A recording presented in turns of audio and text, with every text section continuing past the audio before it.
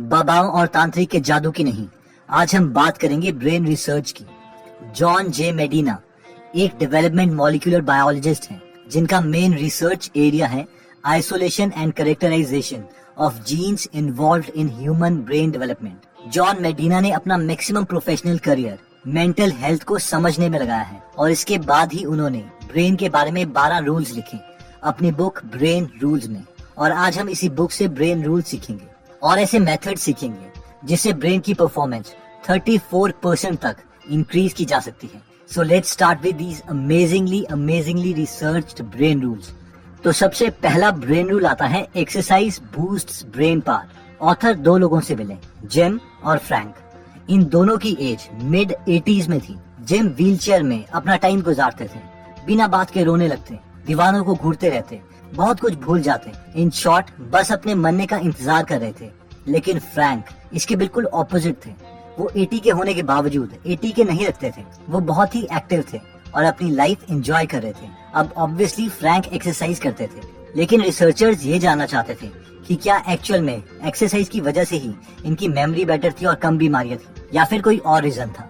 सवाल ये था कि क्या ये सिर्फ एक ह्यूमन ऑब्जर्वेशन थी जिसमें गलतियां हो सकती हैं, या एक्सपेरिमेंट से इसे प्रूफ किया जा सकता था। इसलिए रिसर्चर्स ने एक्सपेरिमेंट्स करने स्टार्ट किए और हर एक्सपेरिमेंट में ये निकला कि जो लोग एक्सरसाइज करते हैं वो मेमोरी में, स्पेशल थिंकिंग में काफी बेटर परफॉर्म करते हैं उन लोगों से जिनकी सेडेंटरी लाइफस्टाइल है, यानी जो बस बैठे रहते हैं और कोई एक्सरसाइज नहीं करते। जॉन बोलते हैं ये इसलिए है कि हमारा ब्रेन बनाया गया था एक ऐसी बॉडी के साथ जो हजारों साल पहले 12 माइल्स पर डे चलती थी, और इसलिए हमारा ब्रेन ज्यादा बेटर भी तब परफॉर्म करता है जब हम एरोबिक एक्सरसाइजेस करते हैं, यानी जिसमें हमारा हार्ट रेट इंक्रीज होता है। ये इसलिए होता है क्योंकि एक्सरसाइज से ब्रेन में ब्लड पहुंचता है, जिससे ब्रेन को एनर्जी और ग्लूकोज मिलता है, जो ब्रेन से जहरीले इलेक्ट्रॉन्स को निकाल लेता है। इस पूरे कॉन्सेप्ट पर एक बुक भी लिखी जा चुकी है जिसका नाम है Spark, the revolutionary new science of exercise and brain. Next brain rule आता है the human brain evolved too. ये रूल कहता है कि ह्यूमंस को मिलियन साल लगे ये अमेजिंग ब्रेन पाने के लिए। पहले हमारे पास सिर्फ एक लिजर्ड ब्रेन था, यानी एक छिपकली वाला ब्रेन, जो सिर्फ बॉडी के बेसिक फंक्शंस को एक्टिवेट रखने के लिए यूज होता था, जैसे कि ब्रीदिंग, हार्ट रेट को मेंटेन रखना, सोना और जागना। ये कोई कॉम्प्लेक्स काम नहीं कर सकता था। लेकिन फिर इसमें कुछ और ऐड हुआ, एमिगडाला, और हमें एक कैट ब्रेन मिला, जिसकी वजह से हम नई चीजों के केपेबल हो गए। जैसे कि हम शिकार को देख के मार सकते थे, शिकारी को देख के भाग सकते थे और रिप्रोड्यूस कर सकते थे। और फाइनली बहुत सालों के बाद इसमें ऐड हुआ कॉर्टेक्स, जो कि ब्रेन के इंटरनल पार्ट्स के साथ डीप कम्युनिकेशन कर सकता था, जिसकी वजह से हमें बोलने के स्किल्स, मेमोरी और प्रोसेसिंग पावर मिले। और ये सब इम्प्रूवमेंट्स तब हुई जब ह्यूमंस सवाना में आए और जब हमने 4 टांगों के बजाय 2 टांगों पर चलना सीखा, जिसकी वजह से हमारी बॉडी को कम एनर्जी की जरूरत पड़ती थी और वो सारी एक्स्ट्रा एनर्जी ब्रेन को डेवलप करने में यूज होती थी, जिसकी बदौलत हमें ये अमेजिंग कॉम्प्लेक्स ब्रेन मिला। नेक्स्ट ब्रेन रूल आता है every brain is wired differently. Michael Jordan, जो कि वर्ल्ड के एक बेस्ट बास्केटबॉल प्लेयर रहे हैं, उन्होंने 1994 में बास्केटबॉल छोड़कर बेसबॉल ज्वाइन कर ली थी और जॉर्डन को एक के बाद एक हार का सामना करना पड़ा। उनसे आउटफील्ड में 11 गलतियां हुई और उस सीजन में सबसे कम स्कोर किया। कई लोगों को यह समझ नहीं आ रहा था कि ऐसा क्यों हुआ, क्योंकि बेसबॉल और बास्केटबॉल में काफी स्किल्स मैच करती हैं। रिसर्चर्स कहते हैं कि ये इसीलिए हुआ क्योंकि जो भी चीज हम अपनी बॉडी के साथ करते हैं, फिजिकली करते हैं, उसके अकॉर्डिंग हमारे ब्रेन की वायरिंग चेंज होती है। इसलिए अगर 2 लोगों के साथ एग्जैक्टली सेम इंसिडेंट्स भी हो रहे हैं, तो भी उनके ब्रेन सेम जगह पर सेम तरीके से सेम इंफॉर्मेशन स्टोर नहीं करते। नेक्स्ट ब्रेन रूल आता है we don't pay attention to boring things. बहुत ही अमेजिंग रिसर्च में रिसर्चर्स को ये पता चला कि एट अ टाइम सिर्फ और सिर्फ हम एक ही चीज पर फोकस कर सकते हैं, यानी मल्टीटास्किंग के लिए हम बने ही नहीं हैं। जिसका मतलब ये है कि अगर हमारे सेंसेस किसी चीज को देख भी रहे हैं तो विद इन फ्यू सेकेंड्स वो उनमें से मैक्सिमम चीजों का डेटा डिलीट कर देंगे, ताकि हमारा ब्रेन एक ही चीज पर फोकस कर सके। रिसर्चर्स कहते हैं कि अगर हम किसी भी चीज पर अटेंशन बनाना चाहते हैं तो हम इमोशनली अराउज्ड होने चाहिए। इसलिए हमें टीवी पर दिखाई जा रही एडवर्टाइजमेंट्स इमोशनल होती हैं, ताकि वो हमें याद रहे। नेक्स्ट ब्रेन रूल आता है रिपीट टू रिमेम्बर। अगर आपको मेमोरी की प्रॉब्लम है तो इस ब्रेन रूल को सुनो। हम अपनी रिमेम्बरिंग स्किल्स इंप्रूव कर सकते हैं अगर हम उस इंफॉर्मेशन को उसी एनवायरनमेंट में रिकॉल करें जिस एनवायरनमेंट में हमने उसे लर्न किया था। यानी अगर हमें एग्जाम हॉल में एग्जाम देना है तो हमें कोशिश करनी चाहिए कि जब भी हम पढ़ाई करें तो हमारा रूम एग्जाम हॉल की तरह ही दिखे, ताकि हम उस इंफॉर्मेशन को रिकॉल कर सकें। नेक्स्ट ब्रेन रूल आता है रिमेम्बर टू रिपीट। ये ब्रेन रूल कहता है कि मैक्सिमम इंफॉर्मेशन हम पहले कुछ मिनट में ही भूल जाते हैं। लॉन्ग टर्म मेमोरीज हिपोकैम्पस और कॉर्टेक्स की कम्युनिकेशन के दौरान बनती है।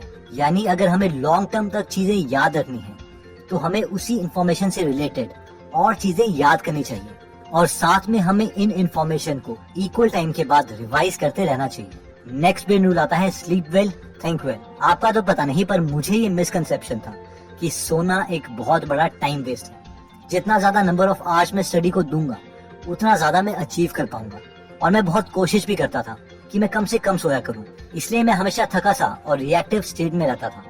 बट ऑब्वियसली साइंस ये प्रूव कर चुकी है कि हम जितनी कम स्लीप लेंगे उतने ज्यादा नेगेटिव कंसिक्वेंसेस हमारे साथ हो सकते हैं। कम स्लीप से हमारी अटेंशन कम हो जाती है, हमारी मेमोरी पर नेगेटिव इफेक्ट पड़ता है, हमारा मूड खराब हो जाता है, even logical thinking negatively impact होती है, और साथ में हमें बॉडी मूवमेंट से रिलेटेड बीमारियां भी हो सकती हैं। एक स्टडी में रिसर्चर्स ने ये शो किया कि अगर नासा के पायलट्स 26 मिनट का एक छोटा सा नैप भी ले लेते हैं तो उनकी परफॉर्मेंस 34% तक इम्प्रूव की जा सकती है। और ये इसीलिए है क्योंकि हमारे ब्रेन के न्यूरॉन्स बहुत ही रिदमिक वे में एक्टिविटीज शो करते हैं। इन शॉर्ट, जो पूरे दिन हमने लर्न किया था वो सोते टाइम उसे रिप्ले करते हैं। इसलिए दिमाग तेज करने का ये एक शॉर्ट तरीका है कि हम छोटा सा नैप ले लें। नेक्स्ट ब्रेन रूल आता है stressed brain don't learn the same way. Imagine कीजिए कि आपका कोई लव्ड वन बहुत बीमार है और उसे आप और आपके फैमिली मेंबर्स हॉस्पिटल ले जा रहे हैं ऑपरेशन के लिए। उन्हें ऑपरेटिंग रूम में ले जाया जाता है।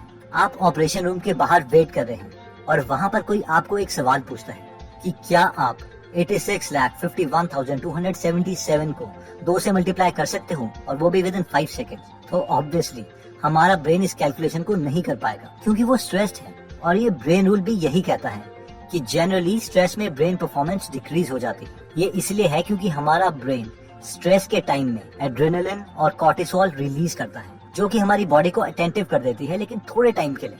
लेकिन लंबे समय तक स्ट्रेस से रिलीज हुआ एड्रेनालिन हमारे ब्लड वेसल्स में स्कार्स डाल देता है, जिससे हार्ट अटैक या स्ट्रोक तक आ सकता है।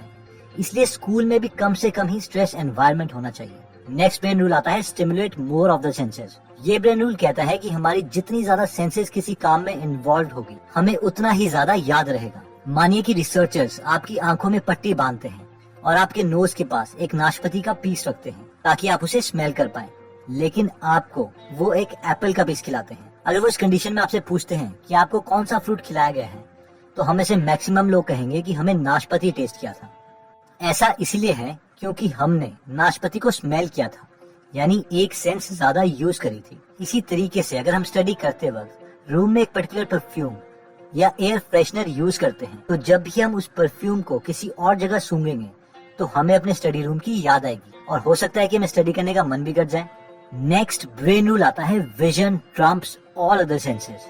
ये ब्रेन रूल कहता है कि हमारी सबसे डोमिनेंट सेंस विजन है, क्योंकि विजन हमारे ब्रेन के 50% रिसोर्सेज यूज करती है। यानी हमें सबसे ज्यादा मेमोराइज तब होता है जब हम पिक्चर्स को या वीडियोस को देखते हैं, ना कि रिटन और स्पोकन वर्ड्स को। इसे प्रूव करने के लिए आप एक एक्सपेरिमेंट कर सकते हैं।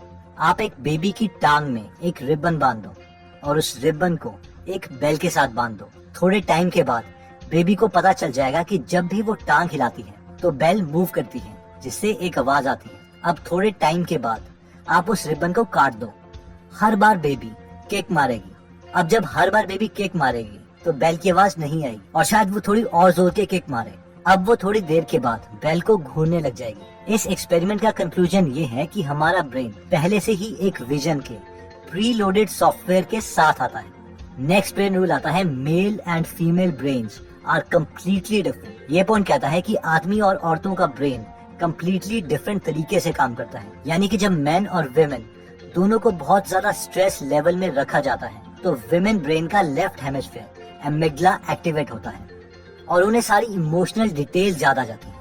लेकिन मेन यानी आदमियों का राइट एमिग्डाला एक्टिवेट होता है और उसे जिस्ट यानी किसी बात का कंक्लूजन याद आता है। और ये इसीलिए है क्योंकि विमेन जेनेटिकली कॉम्प्लेक्स हैं, क्योंकि उनके सेल में एक्टिव एक्स क्रोमोसोम्स अपनी मदर और फादर दोनों से आए हैं। लेकिन आदमियों का एक्स क्रोमोसोम सब अपनी माँ से आया है और वाई क्रोमोसोम में 100 से भी कम जीन्स अवेलेबल हैं। इसलिए मेन और वेमेन सेम स्टिमुलस को डिफरेंट तरीके से सोचते हैं। अगर आप मेन और वेमेन में ज्यादा डिफरेंसेस के बारे में जानना चाहते हैं तो आप गूगल ऐप में फ्री में हिंदी में men are from Mars and women are from Venus इस बुक की समरी सुन सकते हैं। नेक्स्ट ब्रेन रूल आता है we are powerful and natural explorers. ये ब्रेन रूल कहता है कि ह्यूमन माइंड एक्चुअल में क्यूरियस माइंड है। ऐसा हम इसीलिए कह सकते हैं क्योंकि जब हम पैदा हुए थे तो हम पहले से ही प्री प्रोग्राम थे और हर चीज जानना चाहते थे। छोटे बच्चे सवाल पर सवाल पूछते रहते हैं। इसका मतलब है कि हमारी बेस्ट लर्निंग एक्टिव लर्निंग के साथ होती है, यानी एक्चुअल में चीजों के साथ एक्सपेरिमेंट करके,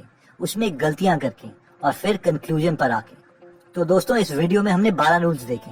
पहला था एक्सरसाइज बूस्ट ब्रेन पावर, यानी हमारा ब्रेन एक ऐसी बॉडी के लिए डिजाइन हुआ था जो 12 माइल पर डे चल सके। एक्सरसाइज से हमारी थिंकिंग स्किल्स इंप्रूव होती है, इसलिए move move and move.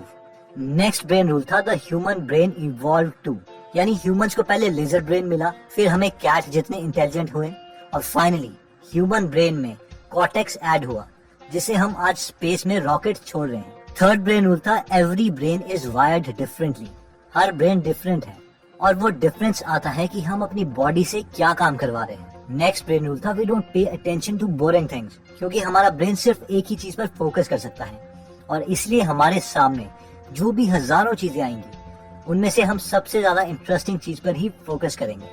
Next brain rule आता है रिपीट टू रिमेम्बर, यानी जब भी हम सेम एनवायरनमेंट में कोई चीज करते हैं तो जब भी वो एनवायरनमेंट दोबारा हमें दिया जाएगा तो हमें वो चीज याद आ जाएगी। नेक्स्ट रूल था रिमेम्बर टू रिपीट, यानी अगर लॉन्ग टर्म तक कुछ याद रखना है तो एग्जिस्टिंग नॉलेज से रिलेटेड कुछ नया याद करो और इन्हें टाइमली रिपीट करते रहो। नेक्स्ट रूल था sleep well think well.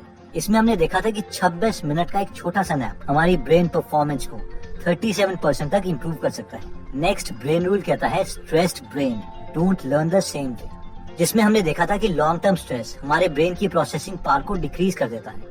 Next आया था stimulate more of the senses, जितने ज्यादा सेंसेस हम किसी चीज को याद करने में यूज करेंगे हमारा ब्रेन उसे उतना ही जल्दी सीखेगा। नेक्स्ट था vision Trump's all other senses, यानी सबसे पावरफुल सेंस हमारी विजन है, इसलिए लर्निंग के लिए हमें टेक्स्ट से ज्यादा पिक्चर्स या वीडियोस पर फोकस करना चाहिए। नेक्स्ट हमने देखा था male and female brains are different. Stress में मेल ब्रेन किसी चीज के क्रक्स, उसके निचोड़ के बारे में सोचता है, लेकिन फीमेल ब्रेन उसी चीज की डिटेल्स में जाती है।